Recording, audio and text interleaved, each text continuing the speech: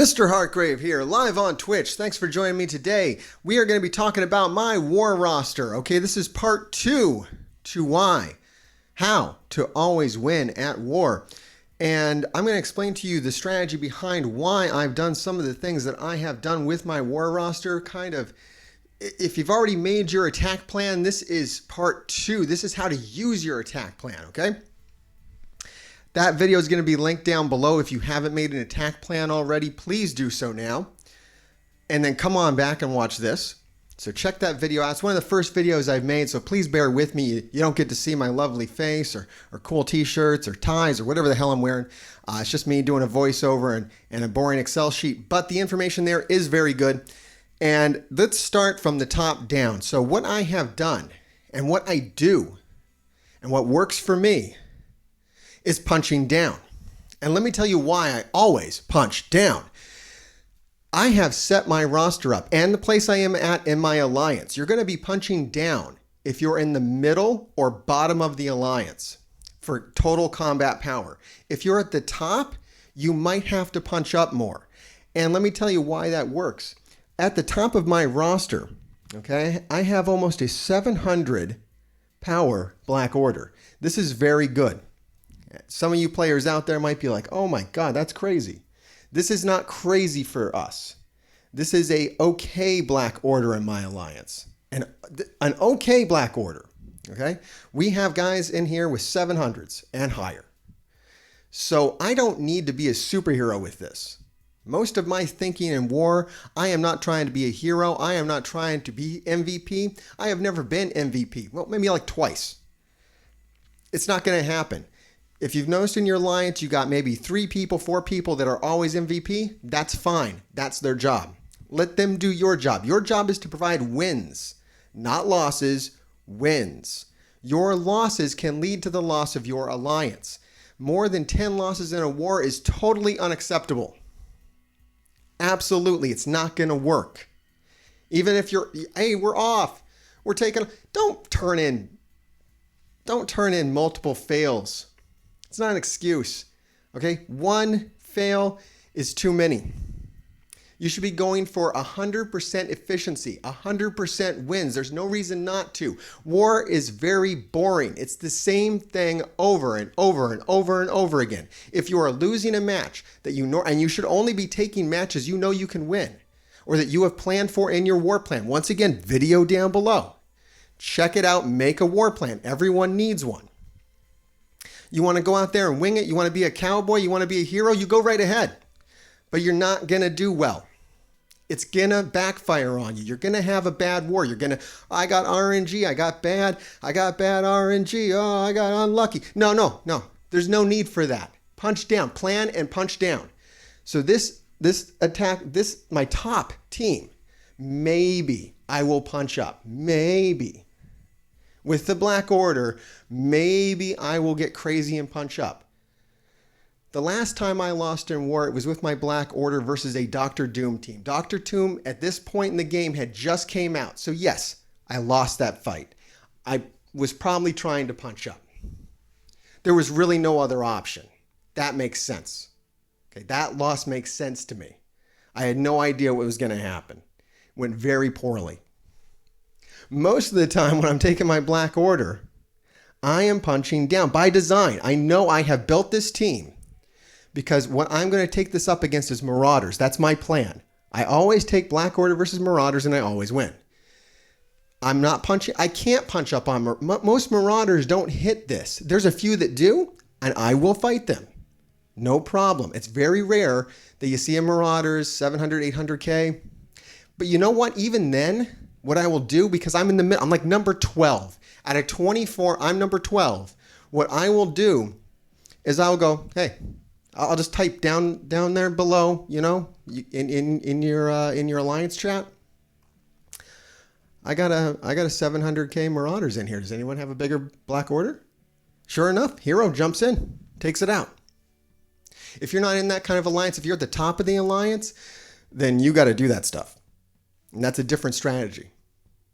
I would suggest if you're at the top of your alliance and you're always doing that, you move to a new alliance where you're in the middle because that is the best spot. Unless you really like being at the top, you really like being MVP, you got all the teams you need, then you're good to go. You like everybody you're in your alliance with, you're happy, great.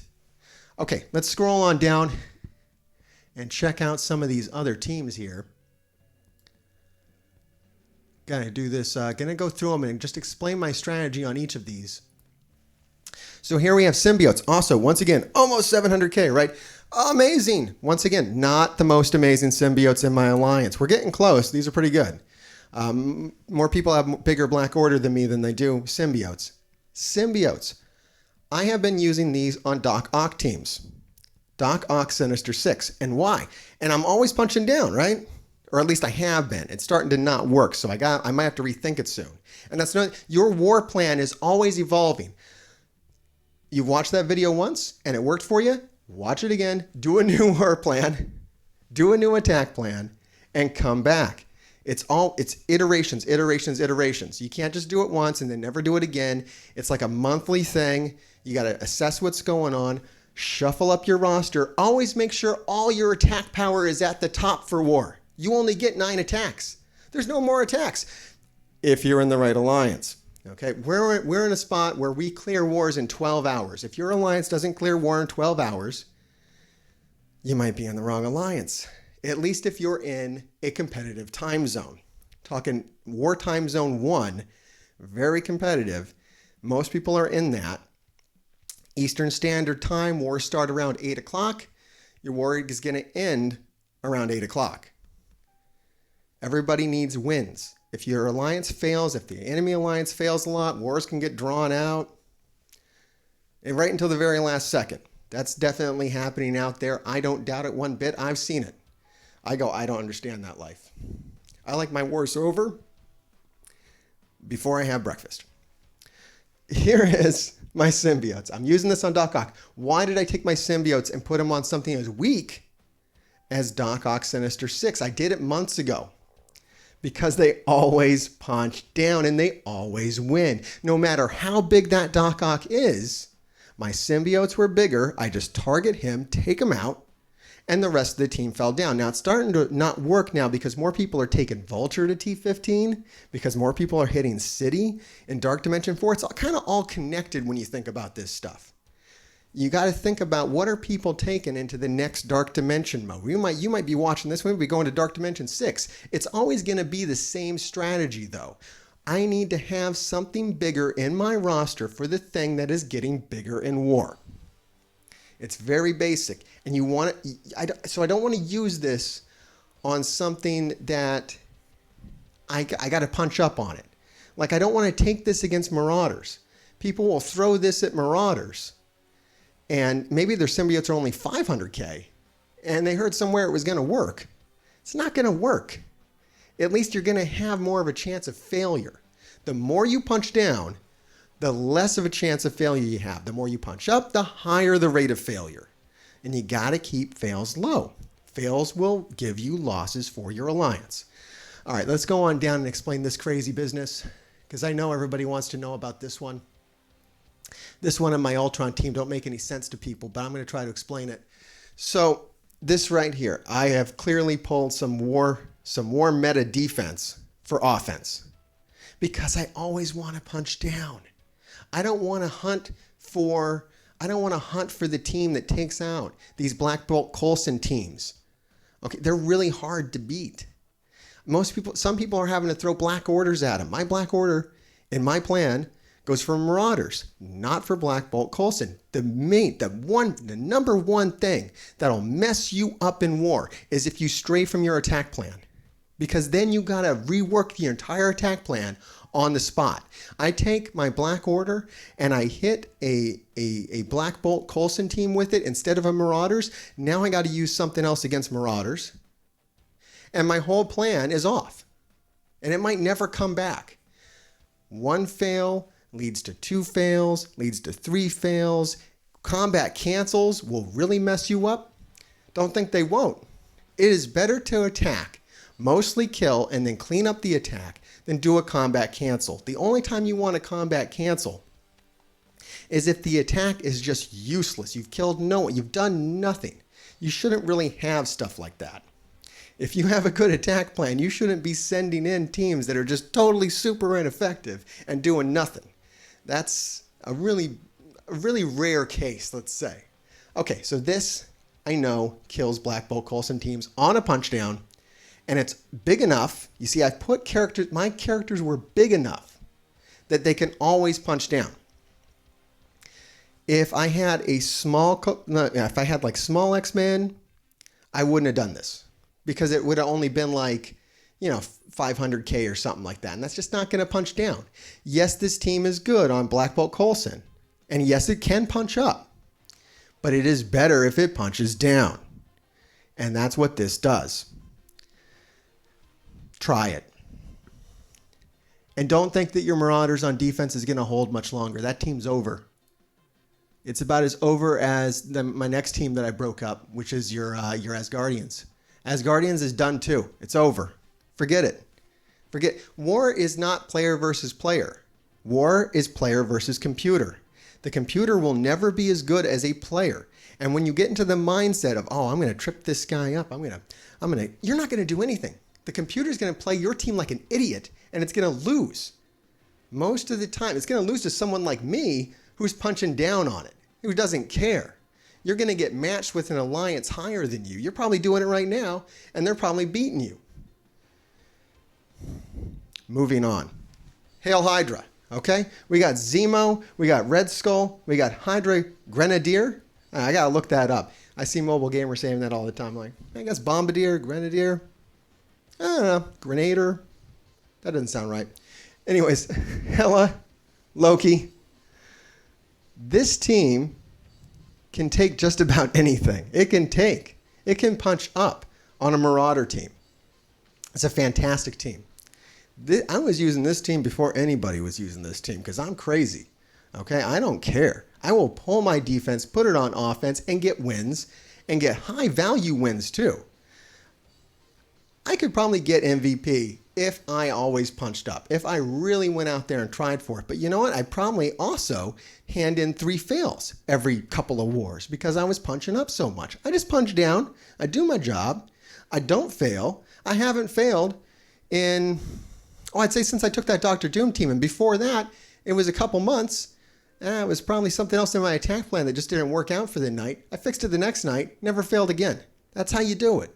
Punch down, have a plan. Okay, these guys right here. Hydra. I'm using this on Mercs. Zemo is made to take out minions. So any Merc team that is high on minions, there's some Merc teams out there that are doing some weird stuff that don't involve minions, right? They're putting other things on it. This team can kind of beat that too. But if a Merc got really crazy, I would just tell someone to use their Black Order on it. One of the heroes up top.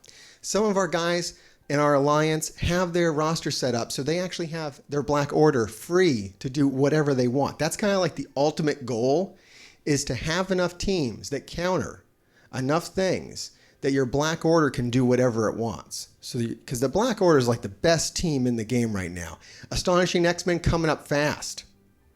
Very good as well. Shadowlands also going to mess with this.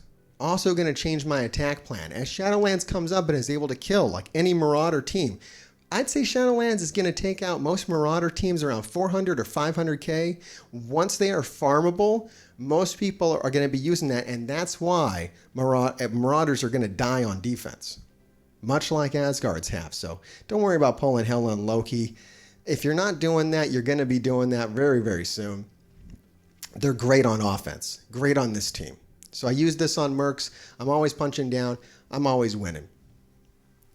All right, down to this crazy Ultron team. Boy, I don't think I have one video out there that has more dislikes on it than that Ultron video. Everybody is like, "What are you doing? What are you doing? You're killing me. You're pulling you've broken up all your meta teams." All right, this team probably encapsulates what I'm talking about better than any other. This is a 538K team. This is a useful team in war. It can do a lot of stuff. I use it on Hydra because it always wins no matter what they're doing with Hydra. If they put Zemo on Hydra, if they put, I don't know, if they put Hela and Loki on Hydra, if they get weird with it, I don't care. This team wins. I don't have to worry about it. And it allows me to put my Inhumans on defense because, you know, the desired counter for Hydra, and it has been for a while, has been Inhumans. They automatically counter most Hydra, but I have seen Inhumans lose to Hydra when Hydra gets tricky or when Hydra gets big. Hail Hydra. Hydra's a great team, by the way. Don't sell them short. We're gonna do a Hydra review here very soon too. All right. So this team here is broken meta. And why is it broken meta? Why have I done this? Okay, the reason why I have done this specifically, and this team is not for everybody. I'm not going to say everybody should make this, but you should make a team like this. You should think like this. This is going to help you win. You need to get as many teams as you can up in this 500 right now in the game. It's going to be higher and higher and higher as the game goes on. But you always want to take your roster and optimize it up so you have your 9 strongest teams, whatever they are. And if you're missing one, as I was, my power armor, my Fantastic Four, very weak. I don't use them in war. They're dead to me. I know they do a bunch of cool stuff, especially with Ultron, but mine are weak. They're underbuilt, and I'm not going to build them because I'm resourceful and I'm thrifty and I don't spend a lot on this game. So Ultron comes up here. Same thing with Doc Ock and the Sinister Six. I never built the Sinister Six. I don't have the red stars, whatnot. If a team doesn't have red stars, I'm really not taking it up to this level. Minerva. I think a lot of people don't know what to do with her. They're putting her on defense. They're thinking she's not getting a defense win. Especially not if you have a player like me. I don't care about Minerva in my plans because I'm always punching down. Minerva can trip you up if you're punching up. And that's another thing to watch out for. These tricky teams out there, they'll trip you up if you're punching up. They won't mess with you at all if you punch down. So she's on here. Then I got Ghost and Yellow Jacket. And come on. Femtech got no place in war. It's not good on offense. It's not good on defense. You can stick that Ghost on some teams. You can make them a little trickier. But once again, if you're punching down, it's not going to foul you up too much. Ghost isn't that scary. She's just not that scary on war defense. She's great in raids, but not on war defense. She's great on this team. This is a villain tech team. It all plays into Ultron. His passive, whenever he gets a kill, extends buffs on everybody. Yellow Jacket, whenever he gets a kill, gives buffs to everybody.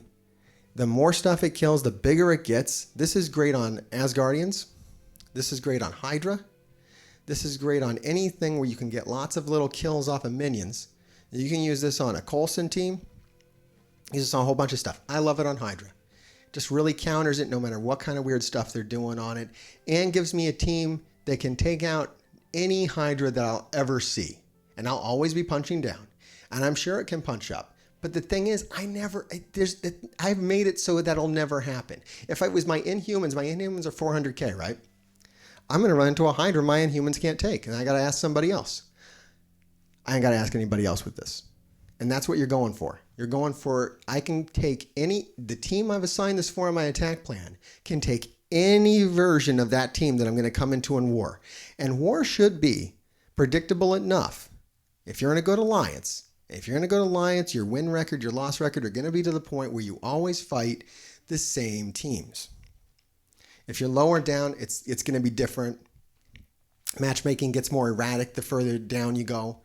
But this is a high-level strategy where we're just optimizing our attack teams to win. If your alliance is struggling with participation or something like that, then it's a whole different thing. You probably have to kill 5 Marauder teams per war. Seriously, just move up. If you're able to kill 5 Marauder teams per war, you're doing a disservice to yourself. You need to move up, optimize your roster, kill one of each meta team. You're killing 1 Marauders, you're killing 1 Hydra, you're killing 1 Asgardians, you're killing 1, Black Bolt Coulson team, whatever the current war meta is. That's what you're doing. All right, we're going down. I apologize if this video is getting long, but it's an exciting topic. Okay. X-Force, 500k. This team I had to dump a lot of stuff into to make it so it can punch down. This was a big project. This was my last thing I did before I started planning for Dark Dimension 4 at this point in the game. So some of these are tier 14s, which I wouldn't do anymore. Right now I'm holding everything. My ideal target for this team, excuse me while I check. I actually have it on my phone at all times. Okay, yeah, I'm taking Asgardians with these. These guys rip up Asgardians. They don't care what kind of Asgardians you got. You put Drax on there. You put Ghost on there. Whatever weird thing they're doing with Asgardians. This team doesn't care. It wins. And it's always punching down. And I might punch up with it too. You could punch up a bit with this too on a lot of things. This is a great team in war. And it's one of the reasons why I built it before I put a hold on everything. Now we're starting to get down into my lower teams. Starts to get less interesting down here because these are just teams that I am just taking really, this is like flight deck teams. Let me explain that concept to you too. So up here at the top, okay, these teams up at the top, I'm using these at the start of war. It's very important that you take your attack power, your highest attack power teams, and use them at the start of war. I don't hold this Black Order team until the end. In my alliance, only the captains and leaders, there's like a handful of them, will hold their big teams. I'm also up there, so maybe sometimes I will. I have so many strong teams, though, it's not really a thing for me. But we'll always have someone that has a Black Order behind or whatnot. Because what'll happen, how do you end up with an extra Black Order? Well, some hero decides to kill 2 Marauder teams. Right, they decide to kill 1 Black Order, or maybe we got a hero in our alliance that actually bought into Shadowlands, right? And takes Shadowlands and kills a Marauder team. He's like, that was awesome. We took my Black Order. I'll kill another. Well, now there's 1 less Marauder team because normally you have 24 of them, right? So now there's 1 less, which means if my ideal counter is Black Order on Marauders and I'm not around at the right time, well, I got a Black Order left over. There's always someone like this, and sometimes it's necessary to take 2 teams just to kind of get a room moving to get down to the next room. So that happens. But you can count on it. And as long as everybody is able to handle 1 of each team, by the time you get down to the flight decks, most alliances are putting their weakest players on the flight decks, we all are. You're going to be able to answer all those things. It's at the start of night. And know your role in war. We got some people in our alliance that only come on after everybody else is asleep. So I know they have all the teams they need. At the start of war, we need your highest attack power, and we need you to use it. The longer this attack power, the longer this 700k teams sit around, the more their value goes down in war. They get more useless the longer you hold them. At the start of war, they're amazing. They're exactly what they need because everyone has those war buffs. And there's boosts and all kinds of stuff. At the end of war, it's easy. No problem, as long as you have enough on offense, which everybody should. And we shouldn't have turned in so many fails that we got to start digging down and looking for stuff. Where's that power armor at that's only 300k? Let me pull that out because I've lost 3 times. That's another problem with fails. They make you start digging deeper down into your roster unless you've combat canceled. But as I've said, those have problems too. So use these big teams early on. So when I'm getting down here, when I'm coming down to this Brotherhood team, right? Which only has 3 tier 13s on here and a couple of T12s. When I'm saying tier, T12, that's tier 12 gear, tier 12 gear, tier 13, T13, tier 14. That's what I'm talking about. These guys ain't doing much at all. Some people use this Black Order or Brotherhood on Black Bolt Coulson teams. They still counter them. But I'm usually attacking in war early on. And Black Bolt Coulson teams early on are like 500, 600k. This guy has no chance. Maybe it can win, but I'm not going to punch up like that. This is like a flight deck team. At the end of war, when we're just clipping everything out, you attack the last rooms, you leave a couple standing, so right at the last energy, you can all clear at the same time. If you're not doing that, that's another good technique. He's a flight deck team. I'm using this like on X Factor. I gave this to X Factor because they're extremely weak right now, and they're not even a full team. It's just, Shatterstar and Longshot plus some other people. I had some problems with this with Shatterstar and Longshot on Young Avengers. That's a great defense team. And those are the kind of defense teams you got to watch out for is the new stuff. So I usually want to punch down on them. I'm bringing something like that. Down here we have Supernatural. I'm using this on Pimtech. If anybody's foolish enough to put Pimtech, this usually, because it's just a strong ghost. And I have a strong Ghost Rider. I'm going to have him at tier 15 soon.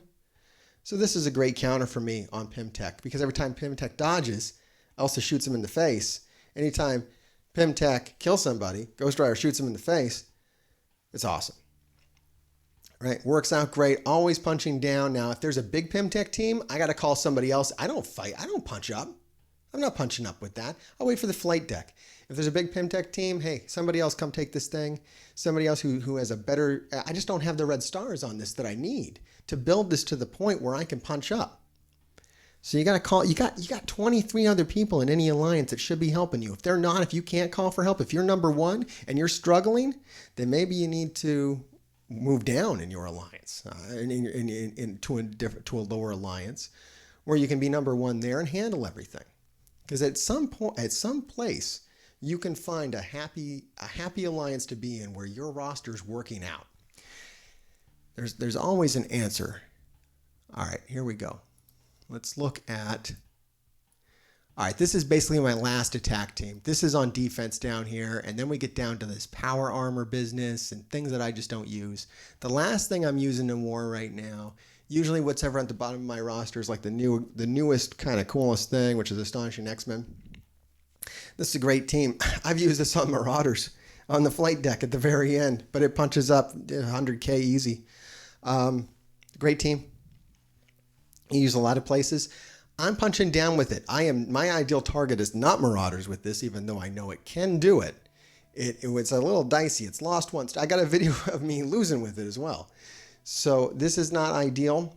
I'm just using this like on a Young Avengers or something. Something I just know it'll just destroy on a punch down, on a flight deck. Not using this early on. It's just not big enough. Someday it'll be big enough that I'll be using it on whatever. But right now, I'm just saving it. All right, everybody. So that is my roster. Other than that, it's just really simple. I'm not using the rest of the stuff. I don't use Power Armor. I don't use Sinister Six. They're just not big enough. Like, why would I include a 300 power team in my roster? At my level of war, a 300 power team is absolutely pointless. Does nothing. I can't even use this on a flight deck. If I'm using this on a flight deck, I'm probably going to hand in a loss. There's at least a 50% chance I'm going to lose with this power armor if I try to use that on a flight deck, even on a punch across. It doesn't work. They don't have the stars, they don't have the gear, they don't have the upgraded abilities. All my teams up there are almost fully maxed out on abilities for the most behalf. They at least have all the essential abilities, and I got videos on those essential abilities too. We're going to be coming out with those for every team in the game. If you're curious, what are the essential abilities? These guys will never have them. I won't build this team until they give me a new member on this team that I have high red stars on. I'm just not going to invest until that happens. Okay, everybody. Thanks for joining me. Once again, this is Mr. Hartgrave saying, Hail Hartgrave.